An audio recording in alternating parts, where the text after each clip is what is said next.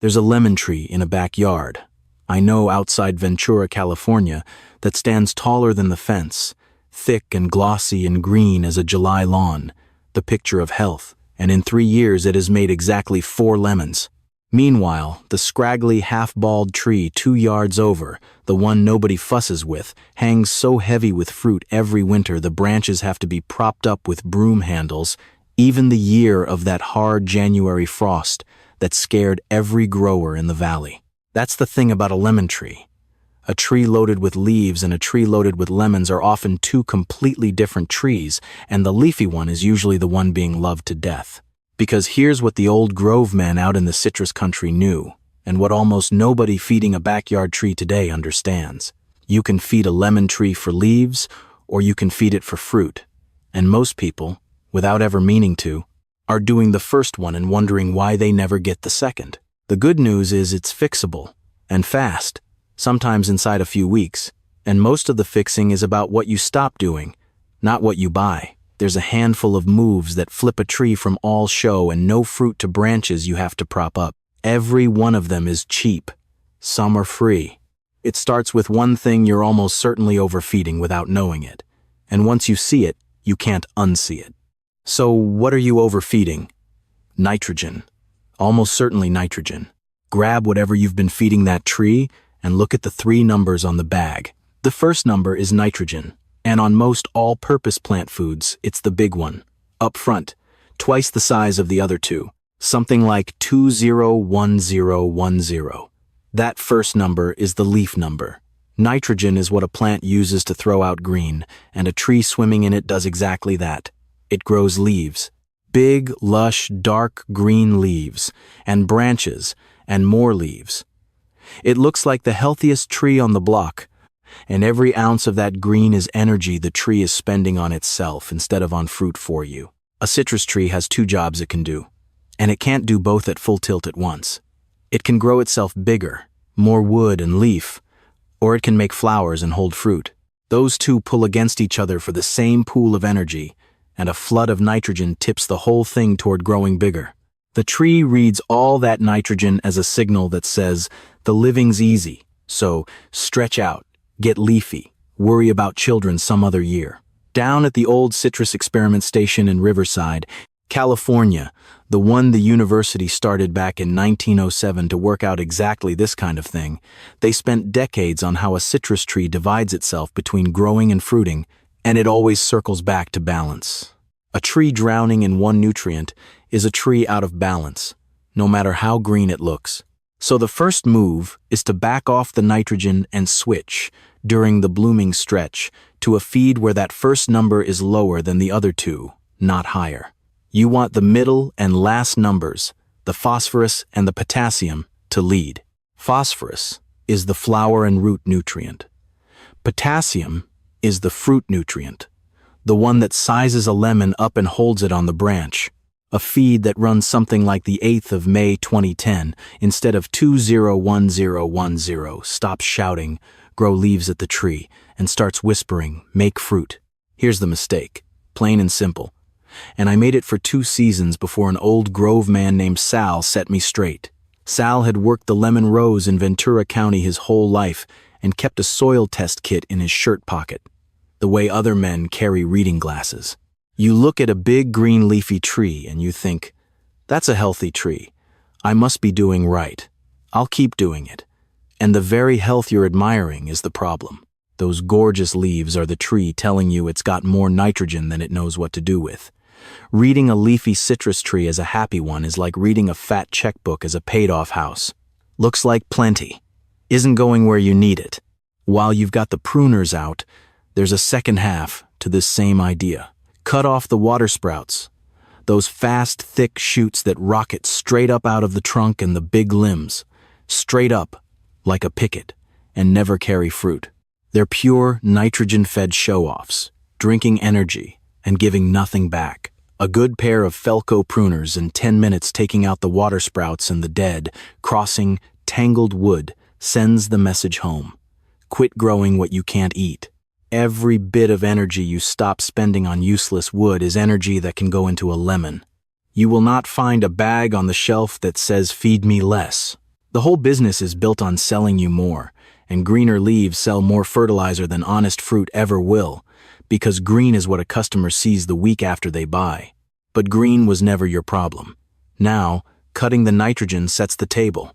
The next move is about who's actually going to serve the meal, and for a lemon tree that turns out to be a living thing most growers have never once thought about. Here's something they don't print on the fertilizer bag. A lemon tree can't really feed itself, not on its own. Citrus roots are thick and clumsy, with almost none of the fine root hairs that most plants use to comb nutrients out of the dirt, which means a lemon tree is close to helpless at pulling up the very phosphorus and zinc it needs to flower. It survives by making a deal. Back in 1885, a German botanist named Albert Frank was studying how tree roots and certain fungi grew tangled together in the forest floor, and he gave the partnership a name that stuck: mycorrhiza, fungus root, near enough.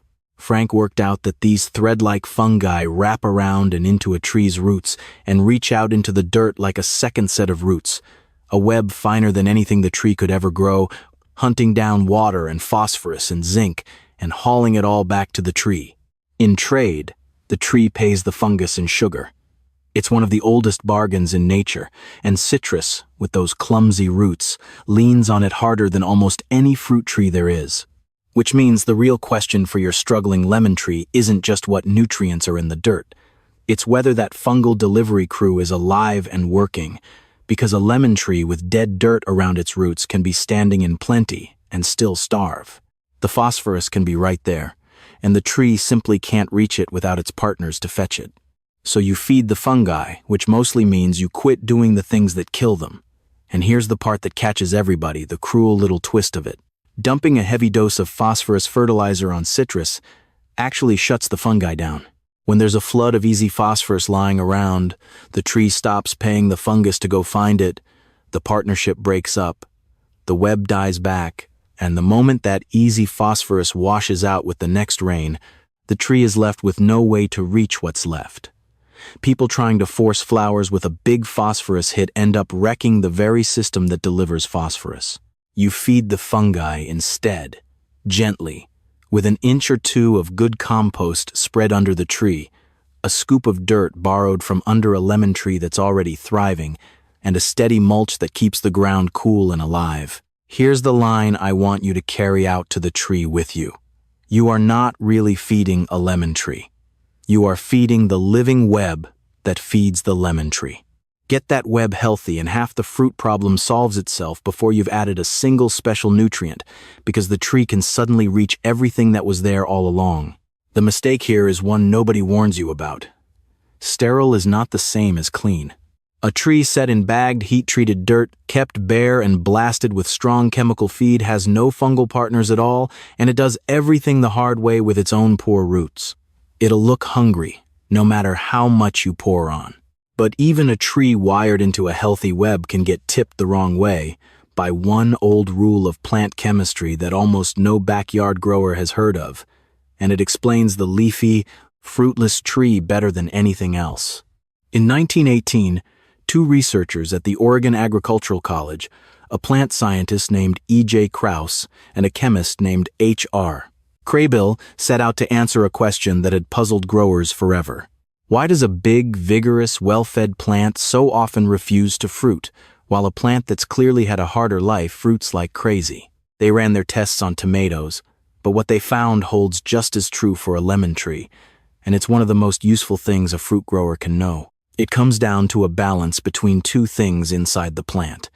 One is nitrogen, which drives leafy green growth. The other is the carbohydrates, the sugars the leaves make out in the sun, which the plant needs stockpiled to build flowers and fruit. Krauss and Craybill showed that it's the ratio between those two that decides what a plant does. Load a plant at its nitrogen and keep its sugar reserves low, and it pours everything into leaves and won't fruit to save its life. Let the sugars build up while the nitrogen sits at a moderate, steady level, and the plant shifts gears and starts making flowers and setting fruit. Too much nitrogen doesn't only grow leaves. It actively holds the tree in leaf-making mode and blocks the switch over to fruit. That is your leafy lemon tree, described 100 years ago. It is stuck on the wrong side of that ratio, drowning in nitrogen, and every gorgeous green leaf is proof of it. Now here's the most expensive mistake in the whole business, and it's a heartbreaker, because it comes straight out of caring. Your tree isn't fruiting, so you think it must need feeding. The poor thing looks like it wants something, and you go give it more fertilizer. And since most fertilizer is nitrogen heavy, more nitrogen, you just shoved the tree further onto the wrong side of the Krauss-Kraybill line. You worked hard, you spent money, you paid attention, and you made the exact problem worse, out of kindness. A gardener who did nothing at all that season would have gotten more lemons than you did. Here's the quiet truth underneath all of it, and once it lands, the whole thing makes sense. A starving tree and an overfed tree can look completely different. One pale and thin, the other lush and huge, and both of them can fail to fruit for the very same reason, a nitrogen balance that's gone wrong. The lush one has too much, and the cure for a hungry tree, more food, is poison to the overfed one. You have to know which tree you've actually got before you feed it a thing, and the leaves will tell you if you'll listen. A huge dark tree with no fruit on it means back off, not pile on. Once the balance is right, though, there's a feed that does for a fruiting lemon tree what nothing off a shelf can, built from a few plain things, each one doing a particular job. Let me give you the whole recipe. Start with a base of worm castings or good finished compost, a couple of inches spread in a ring out under the edge of the branches, never up against the trunk. This is the gentle, steady, all-around food, and it does double duty because it's also full of the living fungi and microbes we just talked about, the delivery crew. The base isn't there to blast the tree. It's there to feed the whole underground operation that feeds the tree. Next, the potassium, because this is the one that actually makes and holds lemons. Reach for sulfate of potash, sometimes sold as potassium sulfate, a spoonful worked into that compost ring. Here's why potash and not wood ash, which plenty of folks grab as a free potassium source. Ash works fine on most gardens, but it's strongly alkaline, and a lemon tree wants its dirt on the sour side. Ash would sweeten the ground and lock the tree out of its own iron. Sulfate of potash gives you the potassium without touching the pH. Potassium is what sizes a lemon up and sweetens it, and above all holds that little green fruit on the branch instead of letting it yellow and drop. Third, the trace minerals. And for citrus, this matters more than for almost anything else you'll grow, because a lemon tree short on zinc simply will not flower well, no matter what else you do. Zinc runs the hormone that triggers blooming. Iron keeps the leaves green enough to feed the fruit. The old grove growers got both, and a dozen other trace minerals besides, straight out of the sea. And you can too. A dose of liquid kelp or seaweed, poured on every few weeks, is about the finest trace mineral tonic there is for citrus. Now, let me knock down the piece of citrus advice you'll hear more than any other, because it's half wrong and it wastes a lot of good people's time. Epsom salt. Everybody online will tell you that when your lemon leaves go yellow between the veins, you dump on Epsom salt, because that's magnesium, and yellow leaves mean a magnesium shortage. Sometimes, sure, but most of the time, on a backyard citrus, those leaves aren't yellow because the magnesium is gone. They're yellow because the dirt has drifted too alkaline, and the magnesium and iron that are already down there are locked up tight where the roots can't touch them. Pour on all the Epsom salt you want, and it won't fix a pH problem. It just adds one more mineral to the pile the tree already can't reach.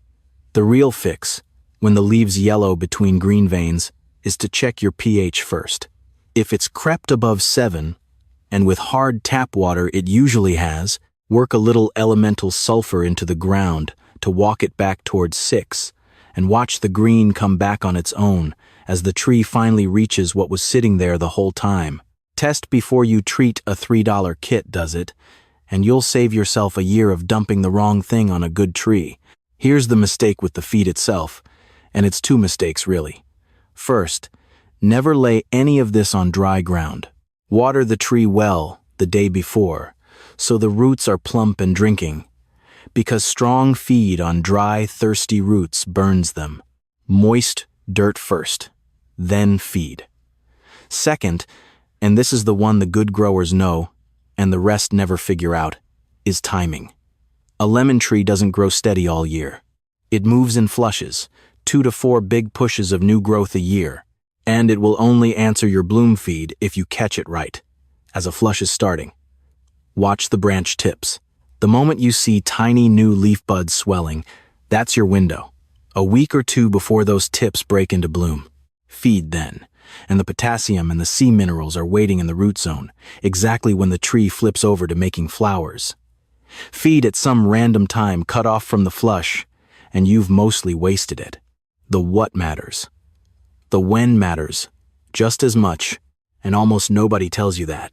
All of this, the compost base, the potash, the kelp, the pH set right, the timing caught, is a way of doing on a back patio what the great old groves did on 1,000 acres. And those groves were working from knowledge far older than any bag of citrus food, older than California, older than the country. Which is where the last piece comes from. The lemon in your backyard is an old traveler. It didn't start in California or Florida or anywhere near here.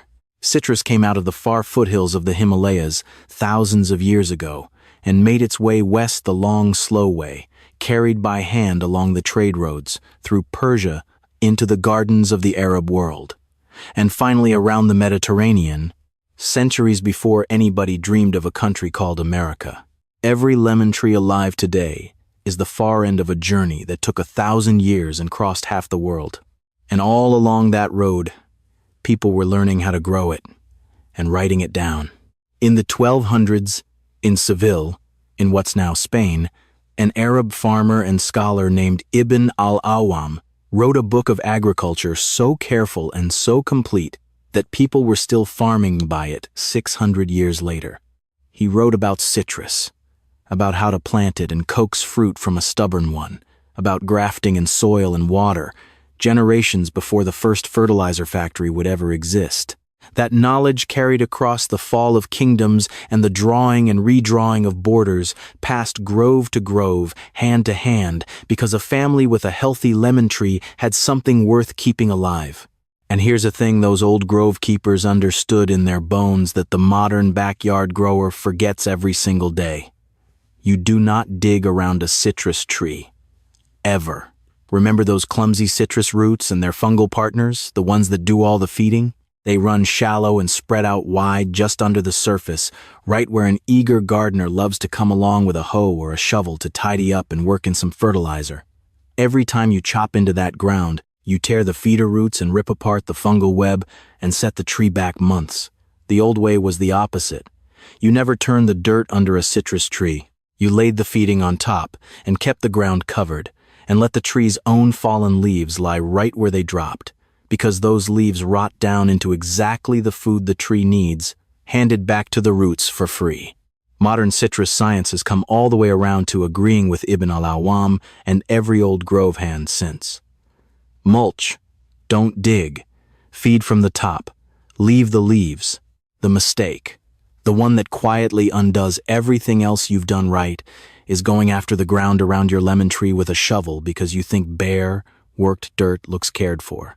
To a lemon tree, that tidy bare ring is a small disaster. Cover it and feed it from above, the way people have fed lemon trees for 1,000 years. Put all of it together and a leafy, fruitless tree turns the corner faster than you'd believe. Now let me show you how to read your own tree while it does, because the tree talks the whole way through, and once you learn its few words, you'll always know what stage you're stuck at. Start with the water, because it sits under everything else. If your watering swings from bone dry one week to soaked the next, the tree can't move nutrients no matter how right the feed is, and it answers a dry spell or a flood the same sad way, by dropping its flowers and its little fruit to cut its losses. Steady is the word. Damp, not wet, not parched, all the way through bloom and fruit set. Then watch the flowers.